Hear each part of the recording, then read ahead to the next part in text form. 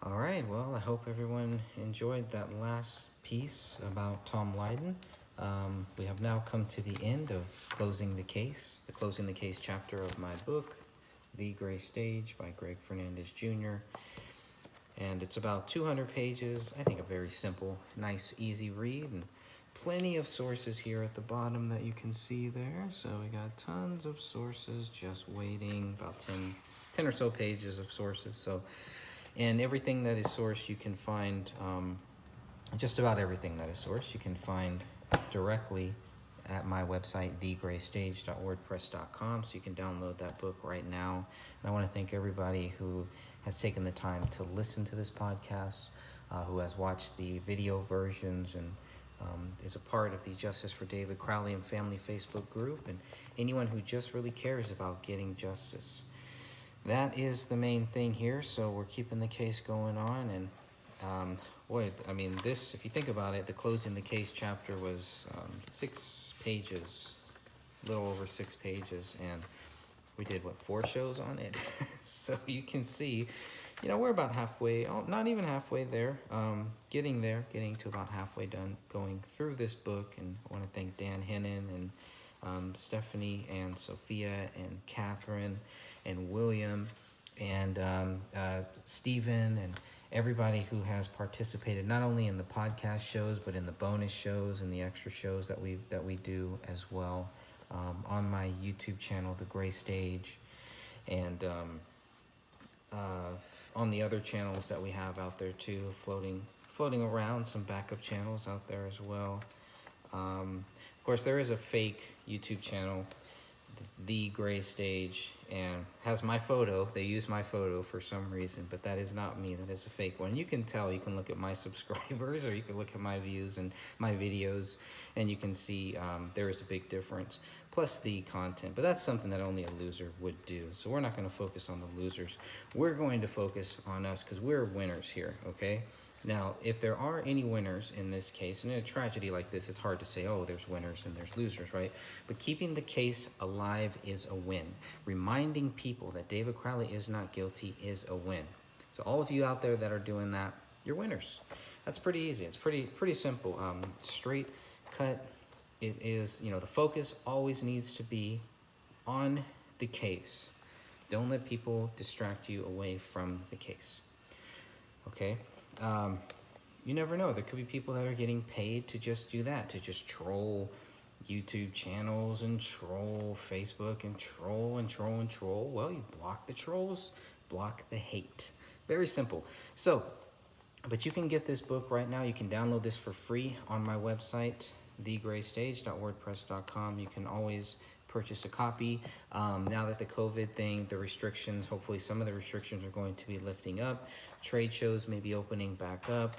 Conventions are starting to open back up across the whole country. So maybe I'll be able to do some of that and do a little traveling here. I'm hoping to do a little traveling, a little more traveling. And you never know. You never know what may come up. Lots of great projects coming up.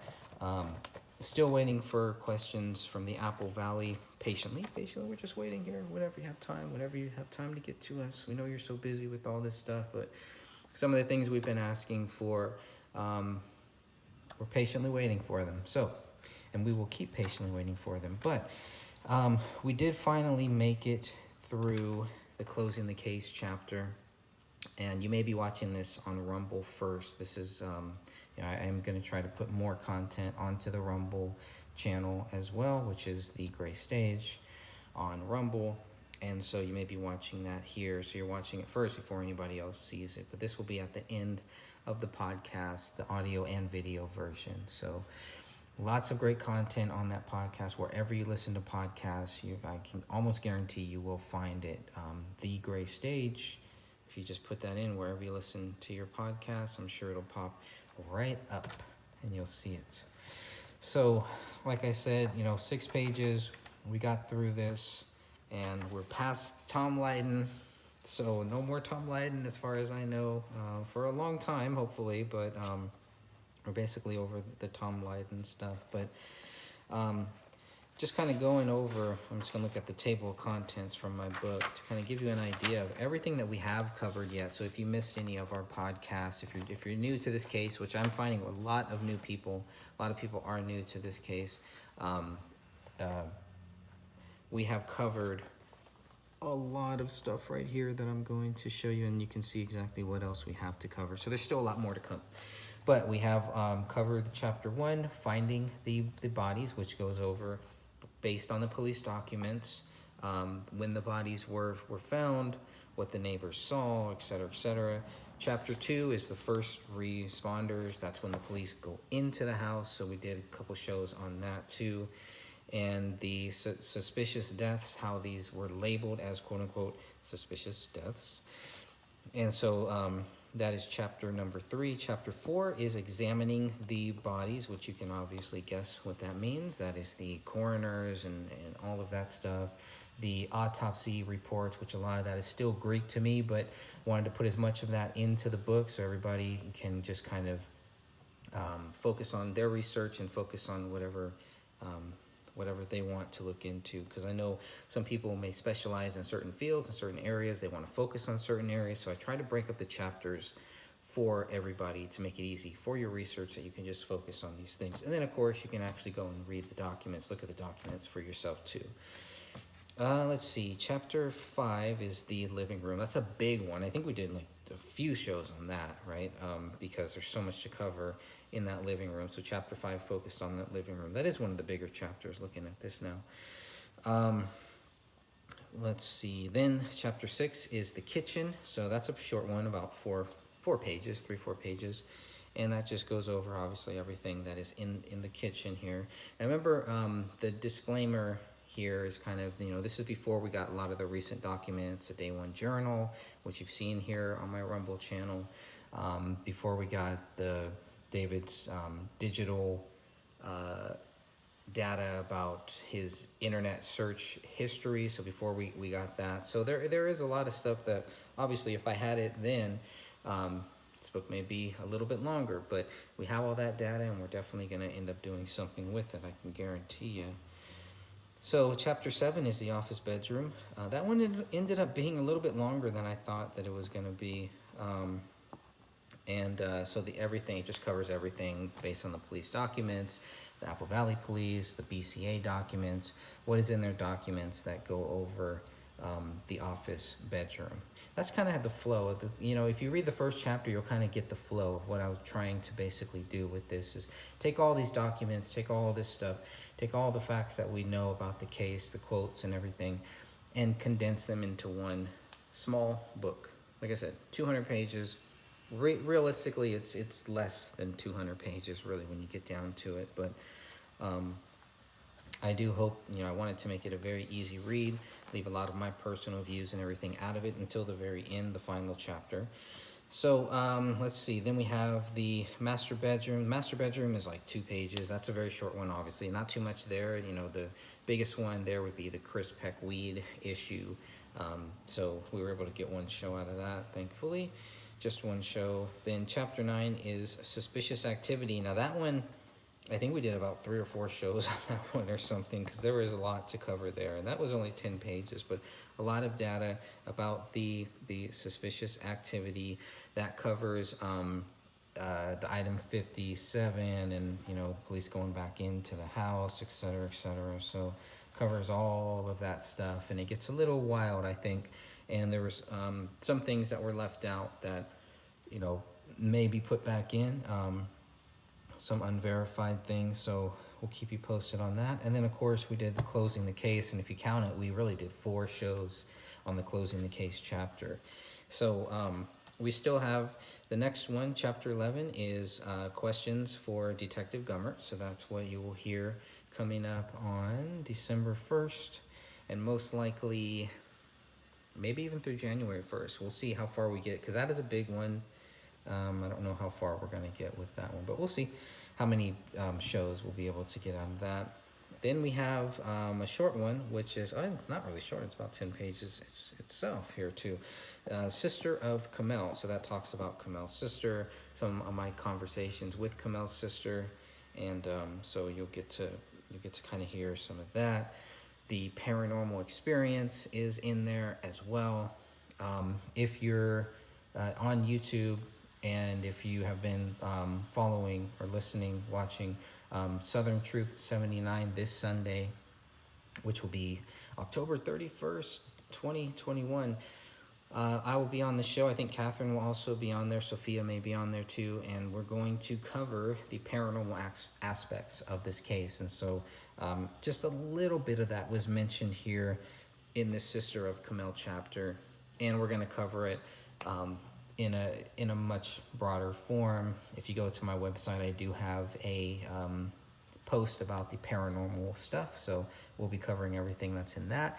In the Day One Journal, there was some other stuff that we needed to add into it, so that will also be merged in. So we'll try to pretty much cover everything related to the paranormal aspect of this case, as we know so far that is mentioned. Chapter 13 is the father of Kamel. That one is really short, and that's basically Dan Hinnan's conversation with Kamel's dad. Chapter 14 is one of the most nightmarish chapter. I mean, just when you thought we were over all the drama of the Tom Lydon. I try to keep much of the drama, the hearsay, the gossip, all the distractions. And Tom Lydon is pretty much that. But his contribution was necessary. It was relevant because, he was pretty much the first person to talk about, to interview, maybe the only person to really interview the Apple Valley Police. There's like 4 or 5 of them there. The chief, he also he interviewed him, and he did that way before Eric Nelson's film came out, as you know, if you've seen this episode here. So I felt like, even though a lot of Tom Lydon stuff is all propaganda and slander, I felt like it did need to be put in there as well. And a lot of lies that were told about us in there too. So we put that in there, but just when you thought it couldn't get any worse, then we get to chapter 14, which is the Rotten Reviews. Now, this is specifically related to the reviews from Eric Nelson's film, A Gray State. And a lot of this is based on a YouTube show that Dan Hinnan and I did before we had even seen it. So before we had even seen the documentary, because it wasn't out yet, right? Only certain people got to see it. If you were able to go to these film festivals, 2 film festivals, whatever, then you could see it. Or if you were part of the Gray State Goon Squad or some of their loser friends, maybe you were able to see it too early. But we pretty much knew what it was going to be. So you can watch that video and you can see how right we pretty much were about what they were going to do with that film, what they were not going to talk about, and we're right always. So the Rotten Reviews, that's about 10 pages, and so it's all of these guys, 5 or 6 guys, who actually reviewed Eric Nelson's film, and it's some funny stuff, but only funny because how pathetic these reviews are. And like Dan Hinnan mentioned, this looks like it's almost like a copy and paste job, and you start counting how many times do they mention these keywords: alt-right, conspiracy theorists, Alex Jones, Donald Trump, all this stuff, just trying to tie David Crowley to all these things that really have nothing to do with him. And then chapter 15, a quick trip to Hollywood. So that kind of covers David's trip, and I wish I would have had a lot of the journal stuff, because I feel like I could expand. That's one of the chapters that I could expand now. And we have a lot more with the Day One Journal. I mean, there's so much in the Day One Journal just about his Hollywood trip. I could put all of that in here, so we'll see. We'll see what's going to happen. But that's a big chapter. But the biggest chapter is chapter 16. That is the Gray Shame. That is based on the first article that I wrote about this case, and basically trying to cover all of David's social media from 2013 to 2014. And so obviously a lot of the journal stuff would fit in well there too. That would make that chapter a bigger chapter, a much bigger chapter than it are. It's like 50 pages. So imagine if I were to put all the Day One Journal stuff in there. Imagine if or when I do. We'll see. We'll see what happens with that. But then the final chapter is The Gray Stage, which is the chapter that I wrote. It's 3-4 pages, and it pretty much explains my view on this case. All of other questions. and kind of the long version of what you'll find on the back of the book here. So if you've ever just looked at the back of the book, I'm going to be adding this to my website too. I was like, why isn't this on my website? I need to add this here because these are just simple questions that prove David Crowley is innocent. And then all the sources and everything. So God bless you all. Thank you again for listening, for watching, and I look forward to December 1st. We are going to continue on. Now we're moving on to Detective Gummert, so we're going to go there. We'll see how many shows we have to do to kind of break this down, because we do want to keep each podcast to about 1 hour. I think we've been doing really good lately, keeping them under an hour in some cases, without things like this, with this extra little bit towards the end here too. So God bless you all. Look forward to chatting with you very soon.